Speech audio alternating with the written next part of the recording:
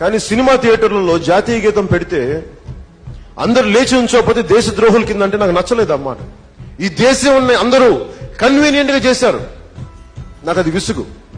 అలాగే జాతీయ గీతం దేశభక్తి ప్రదర్శించిన ప్రదర్శనగా సినిమా థియేటర్లు, మీరందరూ సినిమా థియేటర్కి వెళ్ళి పూలు చల్లుదామని వెళ్తున్నప్పుడు దేశభక్తి పాట వినిపిస్తే నన్ను ఇబ్బందికరమైన పరిస్థితుల్లో పెడుతున్నాను. నేను వచ్చింది నాకు నచ్చిన సినిమాని చూడటానికో లేదు నా వినోదం కోసమో, నా అక్క చెల్లెలతో, నా కుటుంబంతో, నా స్నేహితులతో వచ్చి సరదాగా అనడానికి, అది నా దేశభక్తి ప్రదర్శించే పరీక్షలాగా అయిపోతే నాకు ఎట్లా, నాకు ఇదే అనిపించింది. ఇలా మాట్లాడితే రేపు పొద్దున ఇలాంటి వదిలేస్తే ఏమవుతాయంటే వందే మాత్రం పాడనని చెప్తారు, జనగణమన పాడనని చెప్తారు. ఎందుకంటే బెంగాలీలో ఉంది, మేము పాడమంటారు ఇలాగే వదిలేస్తే. ఒకసారి ఈ ప్రాంతీయత అనే భావం గనక ఎక్కువైపోయి జాతీయ సమగ్రతకి విభేదం కలిగితే వన్ డే దిల్ సే we don't like to sing Vande మాత్రం.